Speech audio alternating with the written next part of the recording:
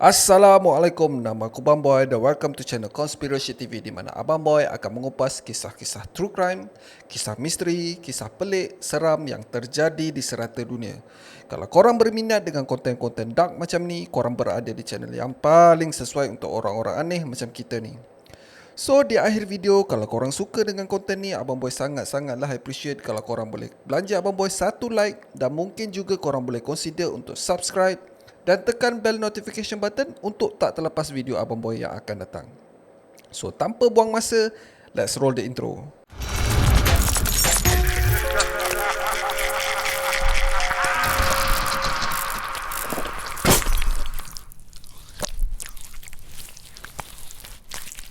Apa yang korang sanggup lakukan untuk $1,000? Adakah korang sanggup membunuh? Ada satu culture yang agak membimbangkan di media sosial, iaitu trash streaming ataupun streaming sampah. Benda ni bermula lebih kurang awal tahun 2010 di Rusia. So apa benda streaming sampah ni? Okay, dia macam ni guys. Kau invite beberapa kawan korang untuk stream di rumah. Okey, korang minum arak, korang layam pil sampailah korang tinggi bulan. Lepas tu host kepada streaming ni akan ajak viewer untuk bagi challenge dekat dorang. Bukan challenge kosong-kosong je guys. Setiap challenge akan di-charge sebanyak $200. Tak ada limit dengan challenge dorang ni. Ada yang suruh bertumbuk, ada yang suruh rendam dalam air ais, sampaikan ada juga yang disuruh untuk lompat daripada tingkat 3 bangunan apartmen. Gila betul. Memang gila-gila guys challenge diorang. Ada seorang YouTuber ni, kerja dia hanya memaki hamun orang gelandangan je, orang-orang homeless. Setiap kali dia live, lebih kurang 700k orang view mat. Bukan sikit-sikit. Macam aku cakap tadi, dia akan memaki hamun, memukul dan even menanam mamat homeless ni dekat bawah tanah. Yang paling menjedihkan tu, mamat homeless ni pun mengikut je. Aduhai. Dia buat benda tu semata-mata kerana dijanjikan makanan dan tempat tinggal untuk bermalam. Sedih baik. Yang ni aku akan cerita benda yang paling ekstrim.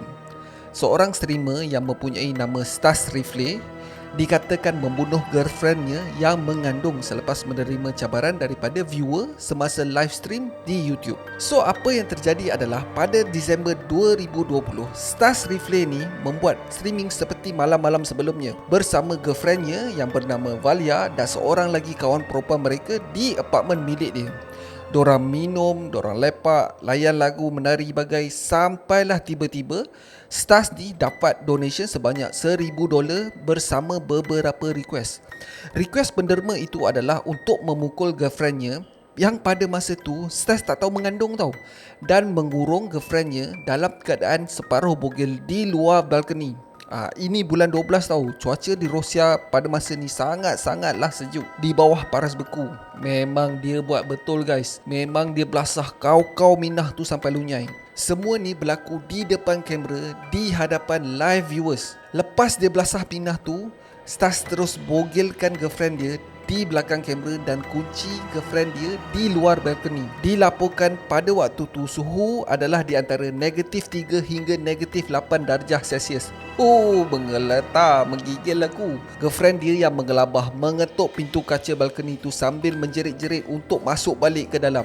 Si Stas ni buat dono je guys. Selepas beberapa ketika, si girlfriend dia ni terus senyap. Tak ada lagi ketukan minta tolong. Dan selepas 15 minit barulah si Stas ni cek balkoni dan dia dapati Minah ni dah tumbang dan tak sedarkan diri guys. Terus dia papah Minah tu kat dalam rumah dan cuba goyang-goyangkan badan Minah ni untuk menyedarkan dia kembali. Akan tetapi dah terlambat guys.